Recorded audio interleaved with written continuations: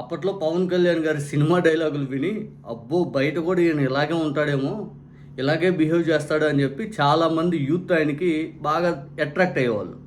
తర్వాత ఆయన పాలిటిక్స్‌లోకి వచ్చాక ఆయన బిహేవియరు, ఆయన విధానాలు, ఆయన ఒక పార్టీ కోసం తాపత్రయపట్టాలు ఇయన్నీ చూసాక చాలామంది యూత్ ఇంక అసలు ఈయన ఇలాగే ఉంటాడని చెప్పి దూరమైనారు.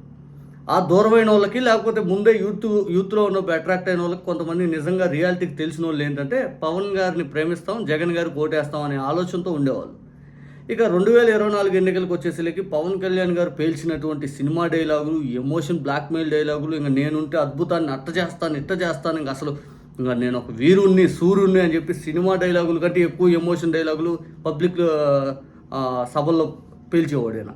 చాలామంది అబ్బో! పవన్ కళ్యాణ్ గారు ఏమో ఈయన అసలు మారాడేమో, ఈయన అసలు అద్భుతాన్ని ఏదో చేస్తానంటున్నాడు, సరే చూద్దాం అసలు అని చెప్పి చాలామంది ఈయన కోసం పనిచేశారు. పర్టికులర్‌గా ఐటీ సెక్టార్‌లో ఏదైతే ఉందో ఆ ఉద్యోగస్తులు అయితే మాత్రం పవన్ కళ్యాణ్ గారి స్టేటస్‌లు, పవన్ కళ్యాణ్ గారి డీపీలు పెట్టుకొని ఇంక అసలు ఆయన ఏది మాట్లాడినా కూడా నిజమేనేమో అని నమ్మేసి విపరీతంగా ప్రచారం చేశారు వాళ్ళు. ఈరోజు వాళ్ళ స్థితిగతులేంటి, వాళ్ళ పరిస్థితి ఏంటని చూస్తే వాళ్ళ దగ్గర సమాధానం లేదు. పవన్ కళ్యాణ్ గారికి 2024 ఓట్లేసిన వాళ్ళకి. వాళ్ళ పరిస్థితి ఎలా ఉందంటే, పవన్ కళ్యాణ్ గారిని ఇంత అభిమానిస్తే తీరా ఇంత అన్యాయంగా ఇట్లా మోసం చేస్తారా అనేది వాళ్ళైతే బాధ ఉంది. 10 లక్షల రూపాయలు డబ్బులు ఇవ్వలేకపోయా, నిరుద్యోగ భృతి ఇవ్వలేకపోయా, ఉపాధి కల్పించలేకపోయా, మేము ఇంకా బయట రాష్ట్రాల్లో పనిచేస్తూ ఉన్నాం, మా రాష్ట్రానికి తీసుకొచ్చే ఆలోచన చేయకపోయా. సుగాలి ప్రీతి కేసు నేను ఫస్ట్ అదే చేసేస్తాను, నేను రాజకీయాల్లోకి ఆ కేసు కోసం వచ్చానని చెప్పి సినిమా డైలాగులు పేల్చా.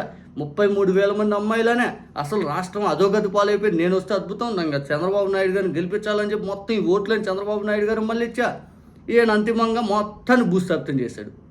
మొత్తాన్ని అధికారం వచ్చిన దగ్గర నుంచి ఈయన హెలికాప్టర్లు తిరగటం, స్పెషల్ ఫ్లైట్లు వేసుకొని తిరగటం తప్పితే ఏమైనా చేశారు?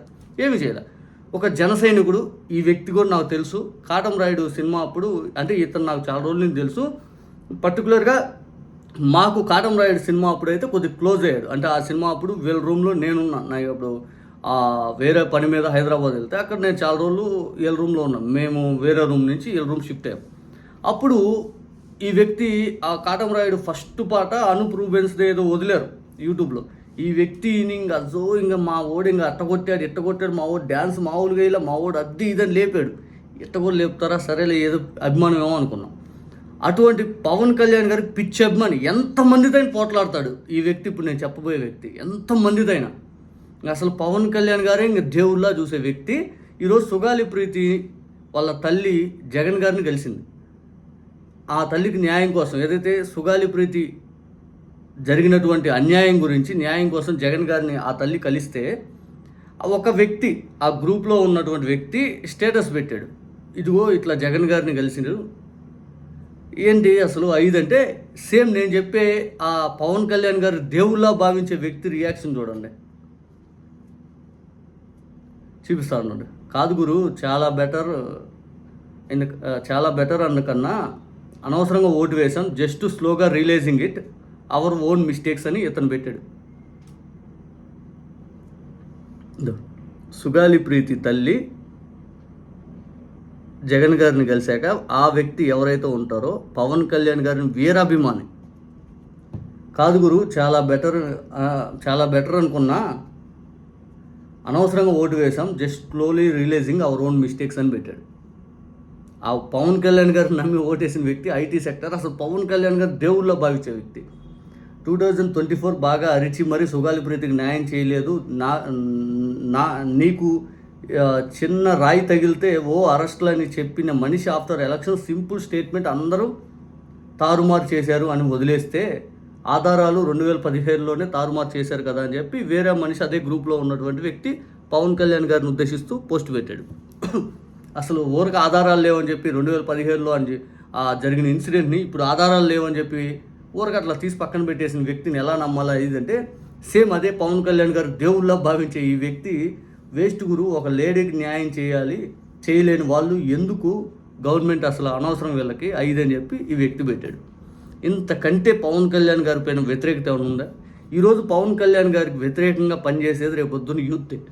బికాజ్ ఆయన కొంతమంది ఇప్పుడు ఏదో పవన్ కళ్యాణ్ గారిని ఈ నిమిషం ఏదో అద్భుతంగా ఉంది, అసలు బాగా పనిచేస్తాడు 5 అని చెప్పి నమ్మే వ్యక్తులు కూడా పవన్ కళ్యాణ్ గారు ఇంకా కూడా సినిమా డైలాగులు, నేను అట్టుంటాను, నేను ఎట్టుంటాను, ఇదిగో నేను సింపుల్ డైలాగ్ చూపిస్తాను, ఇప్పుడు కూడా ఇట్లాంటి పోస్టులు కానీ పెడితే పవన్ కళ్యాణ్ గారు ఇట్లాంటి మాటలే కానీ మాట్లాడితే పవన్ కళ్యాణ్ గారు ఖచ్చితంగా ఇంకా దూరం అవుతారు. ఆ మాటలు అసలు ఎలా పోతున్నారు ఇట్లాంటి డైలాగులు. నేను రాజకీయాల్లో మీకోసం రాలా, ఏడుస్తున్న సుగాలి తల్లి కోసం. ఇట్లాంటి మాటలు ఏంటి ఇంకా కోపం వస్తుంది వాళ్ళకి. ఈ కూడా ఇయే చదువుతాడు ఇప్పటికి.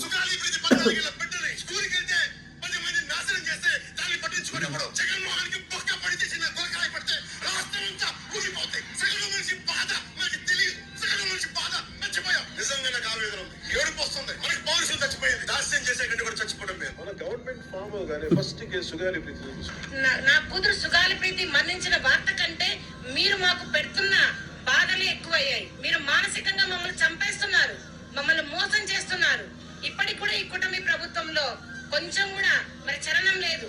మరి పవన్ కళ్యాణ్ గారు నిలదీయాల్సినది 2019 నుంచి 2024 వరకు జగన్మోహన్ రెడ్డి గారు మీరు అంతగా నిలదీశారు కదా, మరి అదే దాంట్లో ఒక 10% అన్నా మీరు కూటమి ప్రభుత్వాన్ని ప్రశ్నించి ఉంటే ఈ రోజు నా కూతురు కేసుకు ఒక సొల్యూషన్ వచ్చేది. మీరు మరి మోడీ గారితో మాట్లాడండి. మీరు మోడీ గారితో మాట్లాడతా అని చెప్పారు, మరి సిబిఐకి ఇప్పిస్తా అన్నారు. మరి మీరు చేసిన హామీలు ఎక్కడికి పోయినాయి? ఎందుకు మీరు సుగాలి ప్రీతి కేసును ఇంతగా మీరు మోసం చేయాల్సి వచ్చింది? కేవలం మీరు డిప్యూటీ సీఎం రాజకీయాల కోసమే మీరు సుగాలి ప్రీతి కేసును వాడుకొని మమ్మల్ని మోసం చేశారు. మీరు ఇప్పుడు ఒప్పుకోండి, మీరు సుగాలి ప్రీతి కేసును వాడుకొని మాత్రమే మీరు డిప్యూటీ సీఎం అయ్యారని ఇప్పటికైనా మీరు మీరు మీరు ప్రెస్ మీట్ పెట్టి చెప్పండి. సినిమా డైలాగులు మళ్ళీ వీటి మీద చెప్పాడు అనుకోండి ఇంకా జనాలకు కోపం అవుతుంది. ఆయన సినిమా డైలాగులు ఎలా పోతున్నారు, నేను అట్టుంటాను, నేను ఎట్టుంటాను, నేను అందుకు పెట్టాను, నేను ఎందుకు వచ్చాను, నేను అట్టయిపోయాను, ఎట్టయిపోయాను.